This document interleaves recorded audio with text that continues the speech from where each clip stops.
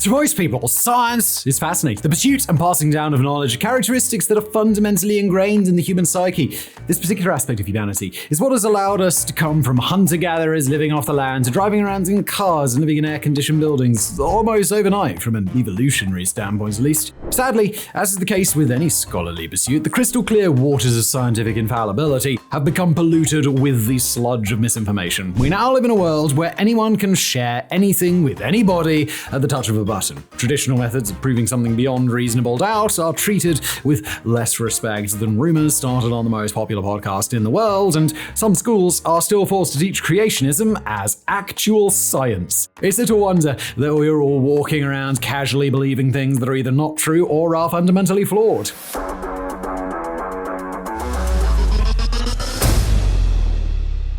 Have you ever looked in the mirror and thought, oh no, why is my skin like this? Why is it not like it is in the magazines?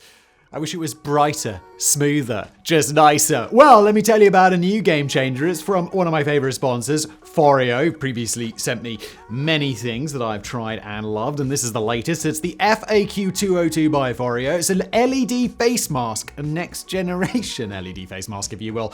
Now look, I'm not really a skincare expert. Shocking, I know. If you came here for skincare advice, you came to the wrong channel. There's plenty on YouTube. You don't need me for that. But look, Foreo kind of changed my perspective on taking care of my skin. Also, the fact that I'm dangerously close to middle age and I have wrinkles now, although less thanks to Foreo. The FAQ 202 is ultra lightweight, it's wireless, it's made with the unique FlexiFit silicone for even light coverage. It's got 8 different wavelengths to tackle the sign of aging and other skin concerns. I've been using it for a while now.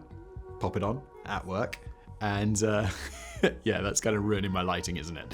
But you see what I mean. And that, along with Foreo's other devices that I regularly use, I can say that my skin is smoother, it's softer, it's less dull. It's even helping reduce wrinkles and fine lines, which is nice. Foreo are now celebrating their 11th birthday with amazing deals on their website. Plus, if you use the code PROJECTS11, you'll get an additional 11% off, which is nice. So head over to the link in the description, grab your FAQ 202 by Foreo, and thank you to them for sponsoring. Now back to it.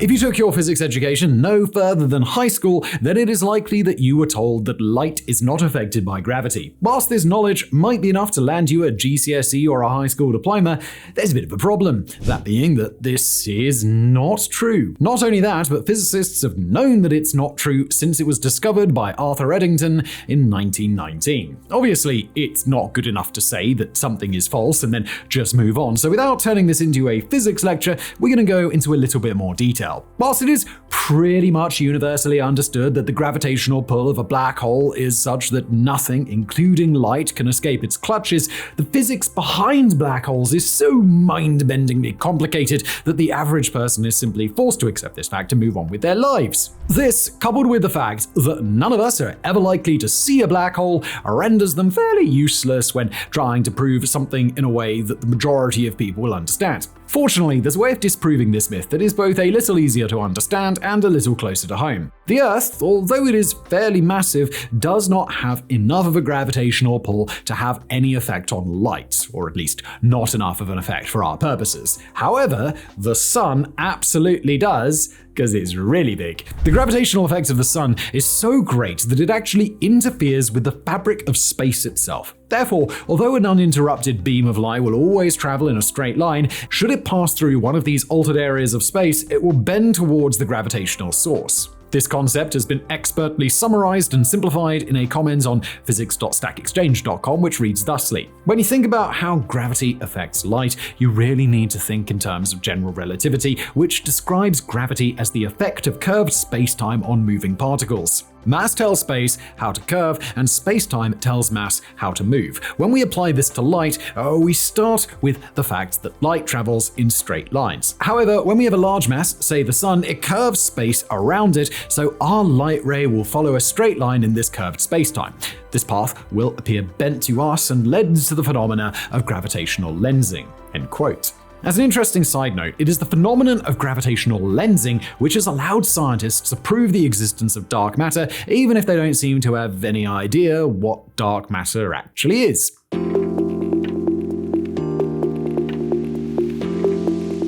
The belief in this next myth seems to stem largely from both an inadequate school system and the shockingly low levels of self-awareness that most people apparently have. If you paid attention during your first years of school, you'll probably know that humans have 5 senses: touch, sight, smell, hearing, and taste. If this list fills you with a nostalgic warmth of familiarity, then ask yourself, how are you feeling that warmth? Not through any of the 5 senses we already listed, so temperature detection or thermoception brings us up to 6. But it doesn't stop there. The sense of balance, or your vestibular sense, is pretty important as well. Not only does this sense allow you to remain upright, it also tells you whether or not you're moving and how fast. So, any more than that? Well, yes. How about proprioception? This sense allows you to know exactly where all of your body parts are at any given time without looking, and without it, you would struggle to do anything at all. Depending on which medical professionals you believe, we humans are equipped with anything from 10 to 50 different senses. While the longer lists are often incredibly pedantic and include things that could very easily be grouped together,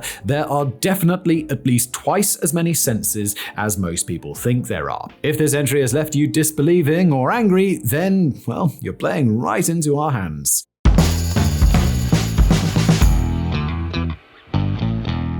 The validity of this next myth largely depends on how you define water. If, like most of the world, you define water as the stuff that comes out of your tap, or faucet for you Americans, when you turn it on, then yes, that stuff conducts electricity very well indeed. If, however, you take water in its purest form, hydrogen, oxygen, and nothing else, then it's actually a very bad electrical conductor. So, what's the difference? Well, simply put, the water that comes out of your tap contains a lot of impurities, and it is these impurities that conduct electricity. According to Science ABC, water's ability to conduct electricity hinges on the presence of ions, charged particles. There are no ions in pure water, like fully deionized or distilled water. Without ions, there is no medium for charge movement, resulting in these types of water being non-conductive. This is because the absence of impurities and ions in such water prevents the flow of electric current. End quote. However, before you start devising an experiment to test this theory at home, it's really important to note that outside of laboratory conditions, it is very difficult to obtain completely pure water. Even brief contact with your skin will contaminate the compound with salt, and it will then become slightly conductive. You cannot, for example, fill your bathtub with pure water and start making underwater toast.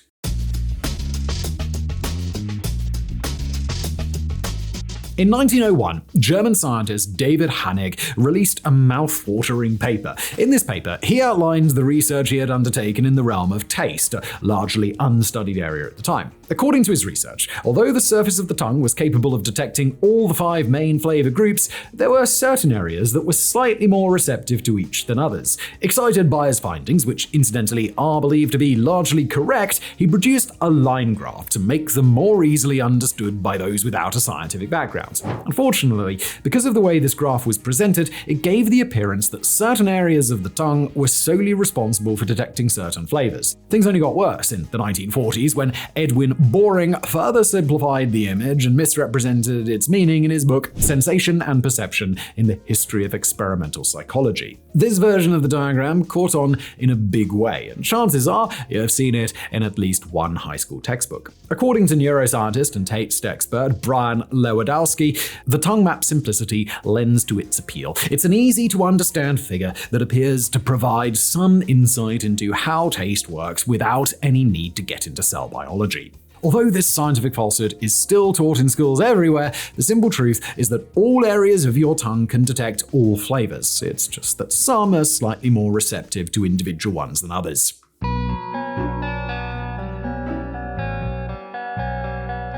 In this episode, we could quite legitimately be accused of being, shall we say, less than kind to the various educational institutions around the world. However, in our defense, they really do bring it on themselves, as this next piece of school-taught information kinda proves. Unless you were fortunate enough to have a physics teacher who was prepared to step outside the narrow boundaries of the curriculum and teach you some actual facts, rather than, as seems to be increasingly the case, simply how to pass an exam, you will have grown up believing that there are only 3 states of matter. These are, of course, solid, liquid, and gas. Sadly for the intelligence quotients of students everywhere, this is not the case. While some curricula are now grudgingly talking about the existence of plasma, there is at least one other state of matter that never gets a mention at all: Bose-Einstein condensate. So, what is it? Well, according to Merriam-Webster, it's a state of matter that occurs when a set of atoms is cooled almost to absolute zero, in which a statistical description of the positions of the atoms implies that they physically overlap each other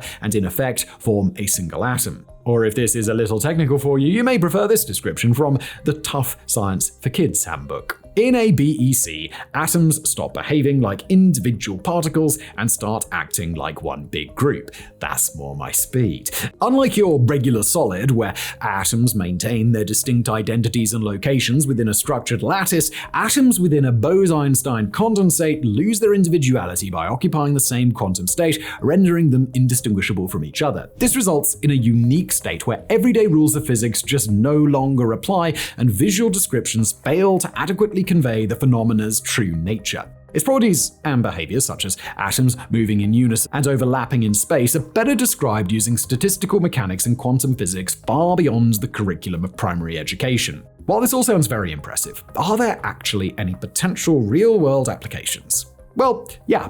Aside from potentially allowing us to prove until now theoretical ideas in the field of quantum mechanics, BECs can be used to make atom lasers. These incredible pieces of technology have the potential to make more accurate atomic clocks, ranging and navigation systems, as well as the next generation of computer chips and integrated circuits. If you think that sounds complicated, then you may be alarmed to hear that according to Google, there could potentially be a further 17 states of matter that we haven't touched on at all. Maybe we'll cover them individually in another video, although I don't think many people would watch that.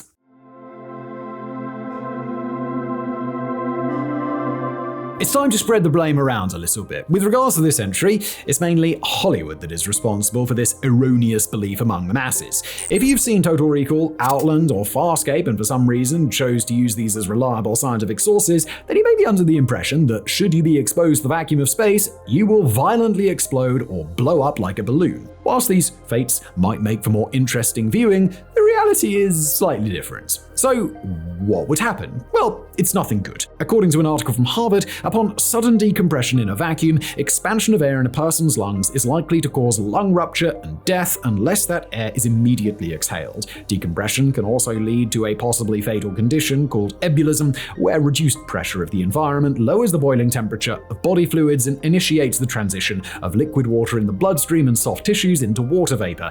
At minimum, ebullition will cause tissue swelling and bruising due to the formation of water vapor under the skin. At worst, it can give rise to an embolism or blood vessel blockage due to gas bubbles in the bloodstream. The general consensus seems to be that should you, say, accidentally get ejected from the airlock of your spacecraft, then you should be able to survive for about a minute. Although death is pretty much certain after that, so is something else. You're not going to explode.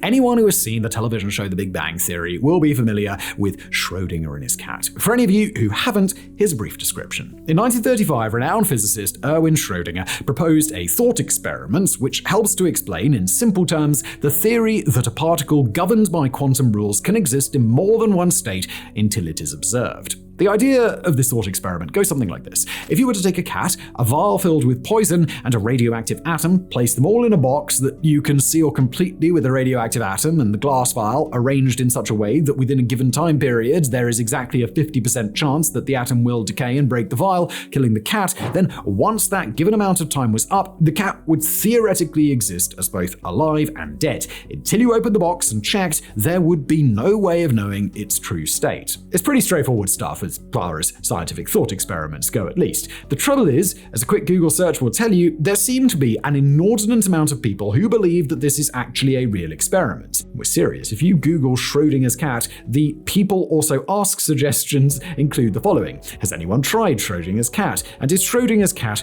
a real experiment? And that's just Google. If you dig a little deeper on the internet, you'll find at least one site, satirical we hope, that lists instructions as to how you might go about carrying out this experiment. Not only would doing so be fairly grim, it would serve no scientific purpose. Furthermore, as far as we understand it, doing this as a practical experiment would be impossible. Even if you just happened to have the poison and some radioactive material kicking around and didn't like your cat, creating a box capable of truly concealing the well-being of the occupant from any method of discovery, apart from opening the lid, would be a logistical nightmare at best. We have said this before in many scripts over the years, but this time we really mean it.